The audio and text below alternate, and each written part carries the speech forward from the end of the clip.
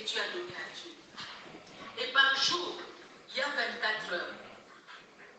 Et dans les 24 heures, 1 heure, ça fait 60 minutes. Et 1 minute, ça fait 60 secondes. Calculez. Combien de secondes, combien de minutes, combien d'heures, combien de jours, combien de mois que le Seigneur t'a donné, que le Seigneur m'a donné. Mais qu'est-ce que tu as fait pour lui? Qu'est-ce que je fais pour lui? Il reste quelques jours, et ça va rester dans les 100, 200 quelque chose de jours pour que la fin de l'année arrive. Mais qu'est-ce que tu as fait pour Dieu? Si tu es là, c'est parce que Dieu t'a donné le souffle de vie. Mais toi, qu'est-ce que tu as fait pour lui? Tu veux devenir une femme de valeur. Tu veux devenir une femme de valeur par des paroles. Mais qu'est-ce que tu as fait à ton Dieu? Quand moi j'ai regardé, comme je fais la Bible en un an, il y en a plein, hein, les Bibles en un an, alors je vois les jours. Aujourd'hui, c'est le 135e jour. Je me pose aussi la question, mais qu'est-ce que j'ai fait pour Dieu? Qu'est-ce que Dieu voulait que je fasse que je n'ai pas fait? Et qu'est-ce que Dieu m'a dit de ne pas faire que moi j'ai fait? Il y a encore temps. Aujourd'hui, le Seigneur t'appelle, le Seigneur m'appelle. Réponds-toi, répondons-nous, afin que nous puissions nous ressaisir, afin que nous puissions reprendre la marche là où tu t'es arrêté. Où est-ce que tu es tombé? Relève-toi, le Seigneur a besoin de toi. Où est-ce que tu t'es arrêté? Relève-toi, le Seigneur a besoin de toi. Et ces femmes qui ont donné le meilleur, sont allées pour faire l'œuvre de Dieu. Les gens, on ne peut pas être dans l'orgueil et dire qu'on fait l'œuvre de Dieu. Non, l'orgueil, malheureusement, il y a aussi l'orgueil spirituel. Quand quelqu'un qui croit que non, si moi je ne fais pas les autres, qu'est-ce qu'ils peuvent faire? Non, ça c'est de l'orgueil spirituel. Nous sommes là, nous nous complétons. Nous nous complétons dans l'œuvre de Dieu. C'est pourquoi si je suis là aujourd'hui, c'est parce que nous nous complétons dans l'œuvre de Dieu. Hein, ce que l'autre a, l'autre n'a pas. Une femme de valeur, c'est une femme qui est équilibrée. On ne peut pas dire, voilà, moi je vais à l'église depuis le matin jusqu'au soir. Depuis le matin, tu rentres à la maison, tu ne t'occupes pas de tes enfants, tu ne t'occupes pas de ton mari, tu ne t'occupes pas de ça. Là, tu n'es pas une femme qui est étonne. Tu es étonne, mais dans d'autres sens. Il faut être équilibré. Donc, prendre le temps pour s'occuper de toi, de ta maison, et prendre le temps pour s'occuper de l'œuvre de Dieu. Tu ne peux pas dire, écoutez, moi, c'est ma maison, ma maison, ma maison, ma maison, et l'œuvre de Dieu, tu ne t'occupes pas de ça. Comme aussi, tu ne peux pas dire, moi, c'est l'œuvre de Dieu, l'œuvre de Dieu, l'œuvre de Dieu, ma maison, je ne m'occupe pas de ça. Non, une femme qui est étonne, c'est une femme qui a de la valeur. Vous savez, dans Luc 10, l'histoire de Marie, vous connaissez cette histoire-là. J'ai amené le téléphone parce que c'est vite fait. Alors, dans Luc chapitre 10, les versets, c'est pas long. Du verset 39, elle avait une sœur nommée Marie, qui s'étant assise au pied du Seigneur, écoutait sa parole. Marthe, occupée à divers soins domestiques, survint et dit, Seigneur, cela ne te fait-il rien que ma sœur me laisse seule pour servir? Dis-lui donc de m'aider. Le Seigneur lui répondit, Marthe, tu t'inquiètes et tu t'agites pour beaucoup de choses. Une seule chose est nécessaire. Marie a choisi la bonne part qui ne lui sera point ôtée. Et cette Marie, c'est la sœur de Lazare. C'est cette Marie qui était une prostituée. C'est cette Marie qui a été délivrée. C'est cette Marie qui a répandu le parfum de grand prix sous le pied de Jésus. C'est cette Marie. Parce que cette Marie, elle a compris. Elle dit, écoutez, ma vie maintenant, au fait, c'est cette personne. C'est cette personne qui est tout pour moi. Je m'attache à lui, je m'attache à lui. Je m'attache à Jésus-Christ, je m'attache à Jésus-Christ. Et c'est ce que Marthe faisait, c'était mauvais. C'était pas mauvais. Vous voyez dans quelle intention Jésus-Christ lui parle? Quand Marthe fait à manger, donc déjà il y avait des murmures en elle. Moi je travaille, elle est assise, et moi je vais faire et puis elle va manger. On lui dit quoi? Il y a des mamans quand ils jeûnent, ils ferment le congélateur. Donc rien ne sort de sa cuisine parce qu'elle ne va pas manger. Donc elle va acheter du pain pour les enfants parce que la viande et tout ça, la bonne nourriture, quand elle va finir la prière, tu n'as pas gêné en fait. Là tu n'as pas gêné. Quand tu dis que tu vas gêner, c'est-à-dire tu fais à manger pour toute la maison, mais toi, tu t'es pris de toi. Cette belle nourriture que tu aimes, tu dis, mais cette belle nourriture, je ne mange pas pour Dieu. Il ne faut pas former le congélateur pour dire que personne ne va manger parce que moi je suis en jeûne. C'est pas que tu ne jeûnes pas pour ta maison, tu jeûnes pour toi. C'est toi avec ton Dieu. D'accord? Ou alors, la nuit, tu dis, Seigneur, je te donne mon sommeil, je ne peux pas dormir, je vais prier toute la nuit. Et le matin, tu deviens nerveuse. Donc, c'est-à-dire que tu n'as même pas donné à Dieu cette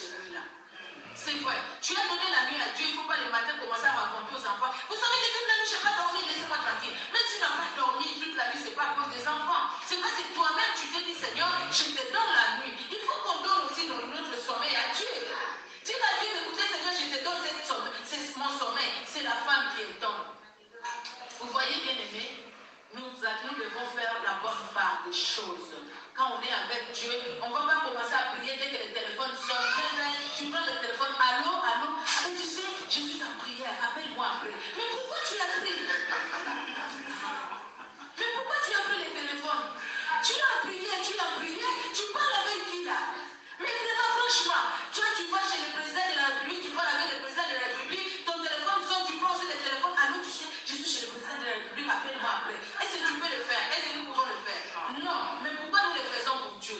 Tu sais que c'est ton temps de prière avec ton téléphone. Tu sais que c'est ton temps de prière, si tu n'as pas arrêté le téléphone, si ça sonne, tu laisses ça sonner, c'est-à-dire que tu ne veux pas concentrer au fait dans ta prière. C'est pourquoi dès que ton téléphone sonne, tu le prends tout de suite. Tu parles.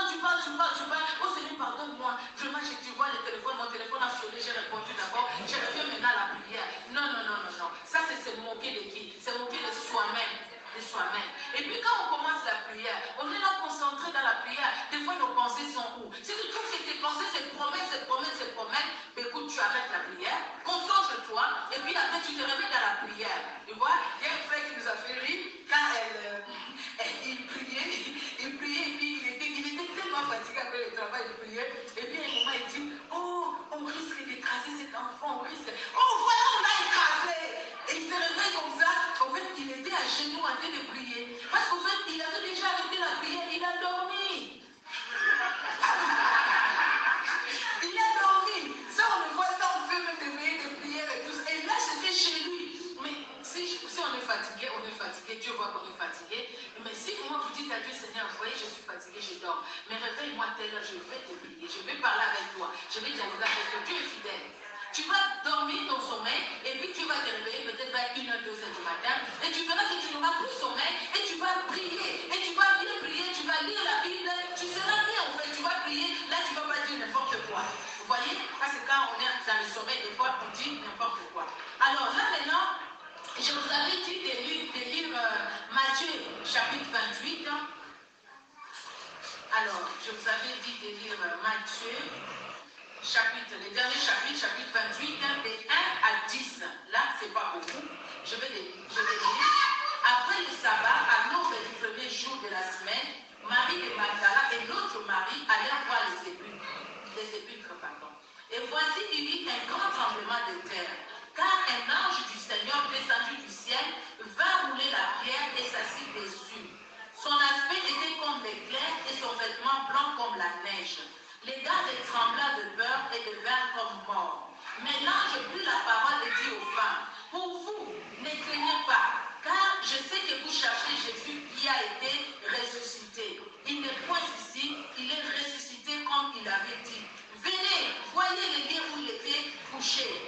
Et allez complètement dire à ses disciples qu'il est ressuscité des morts. Et voici, il vous précède en Galilée. Et c'est là que vous le verrez. Voici, je vous l'ai dit. Elle s'éloignait complètement du sépulcre avec crainte et avec une grande joie. Et elle courut porter la nouvelle aux disciples.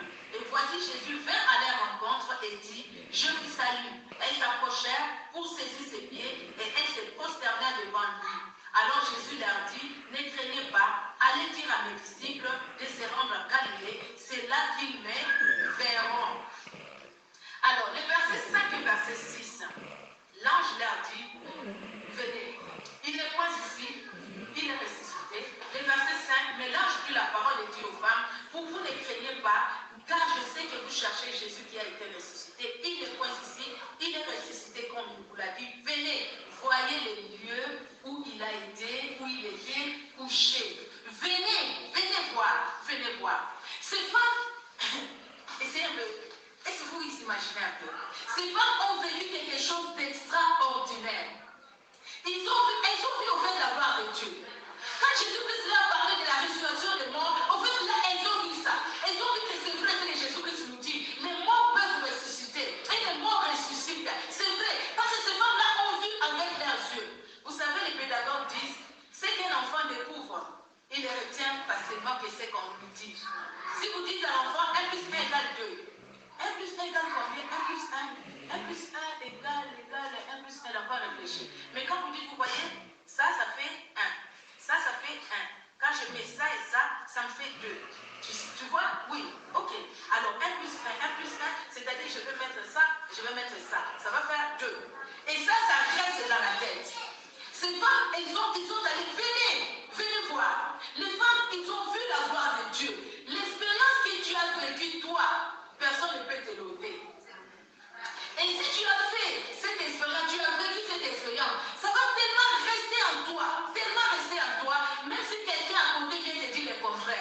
Tu lui diras non. Moi, j'ai vécu l'expérience moi-même.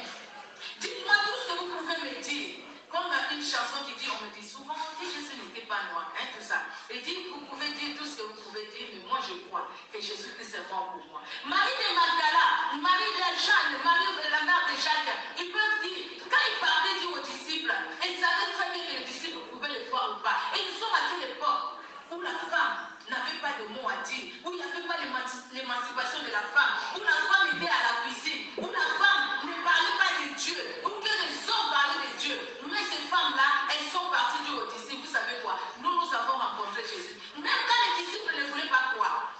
Et les deux disciples de Maïs, Luc 24 le dit, hein, mais ces femmes-là, ils nous ont étonnés. Quelque part, c'est comme si c'était en train de plaisanter.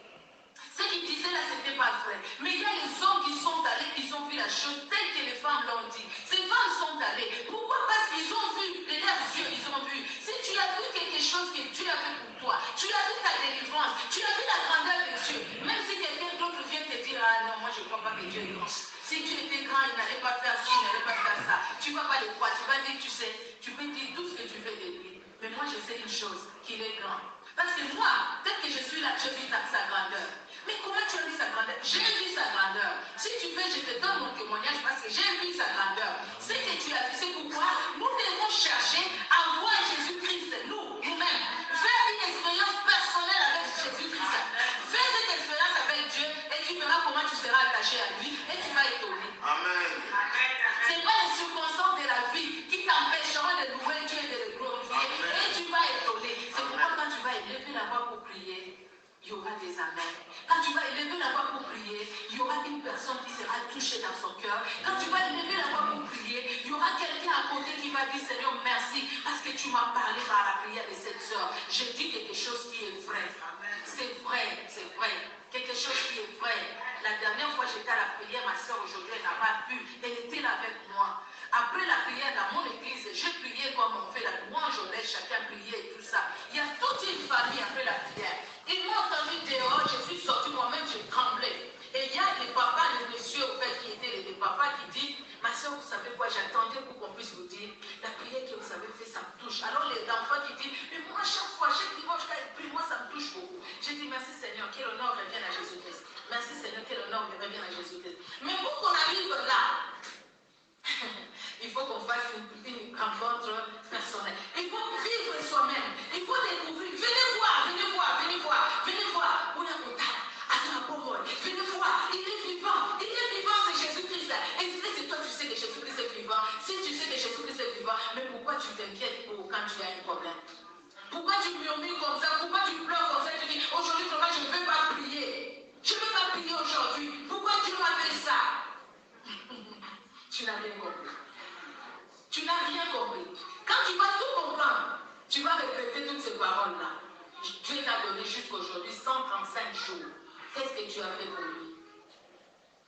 Qu'est-ce que toi, tu as fait pour Jésus-Christ? 135 jours aujourd'hui, tu as fait quoi? Tu as lu la Bible combien de chapitres? Combien de versets? Tu l'as servi? Tu as parlé de quelqu'un de Dieu? Voilà bien. Dans Luc, chapitre 24, verset 5, là, les disciples, je vais pas lire tous les chapitres parce qu'on avait lu ça la dernière fois. Alors, le verset 5 dit, saisis des frayeurs, elles baissèrent le visage contre terre. Mais il leur dit, pourquoi cherchez-vous parmi les morts celui qui est vivant? Pourquoi, mesdames, vous aimez Jésus, mais vous êtes en train de chercher parmi les morts celui qui est vivant? Jésus-Christ est vivant. Amen. Jésus-Christ est vivant. Il est vivant. Il est vivant. On ne va pas chercher Jésus-Christ dans la mort. Ne cherchons pas Jésus-Christ dans la mort. Bien-aimé, pourquoi cherches-tu la vie là où il y a la mort? La mort ne va engendrer que la mort. Et la vie va engendrer la vie. Mais combien de fois, pour notre propre ange, enfant de Dieu, serviteur de Dieu que nous sommes, nous allons chercher la vie là où il y a la mort. Combien de hommes de Dieu qui ont trempé aujourd'hui dans la magie, qui fait juste comme ça, les gens tombent et les gens applaudissent. Vous applaudissez quoi? Qu'est-ce que ça fait dans votre foi chrétienne? Il fait juste comme ça, les gens tombent, les gens applaudissent. Vous applaudissez quoi? Ça a fait quoi dans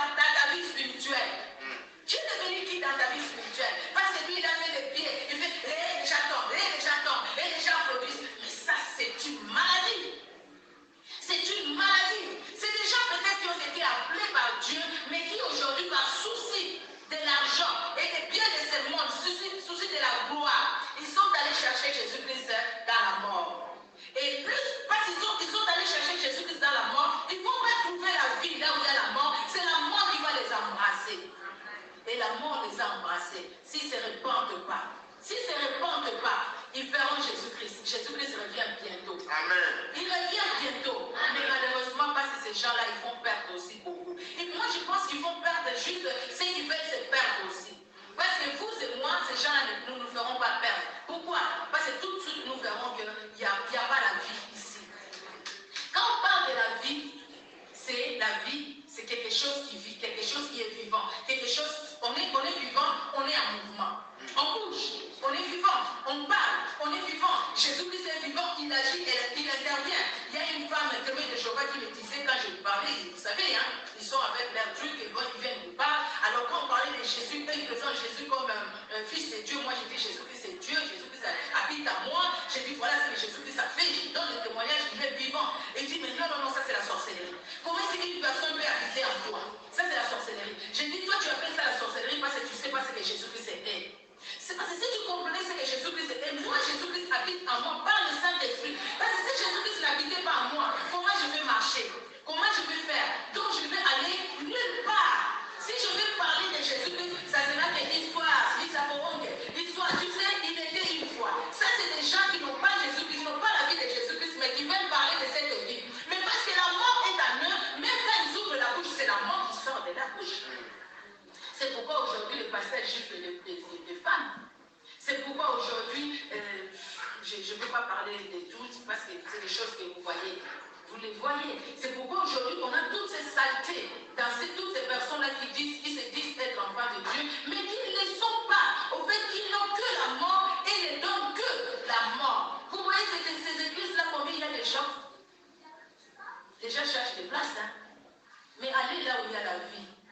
C'est comme si les gens ne veulent pas choisir la vie. Et la vie, c'est Jésus-Christ. Et la mort, c'est un être sans vie. C'est quelqu'un qui ne vit pas. Ça, c'est physique. La mort, c'est quelqu'un qui est séparé de Dieu. Là, c'est spirituel. La mort, c'est quelqu'un qui vit dans l'obscurité, qui vit dans la séparation avec Dieu. Romains 3, 23. Ça, c'est le passage des combattants. Hein? Le passage des combattants. Je pense que toutes les femmes qui sont avec moi, ils connaissent ça. Romains 3, 23 nous dit, mais je vais lire ça. Car tous ont péché, sont privés de la gloire de Dieu. Tous se sont péchés. Le verset 24 dit qu'ils sont gratuitement justifiés par sa grâce, par le moyen de la rédemption qui est en Jésus-Christ. Car tous sont morts et sont privés de la grâce de Dieu. La mort est là.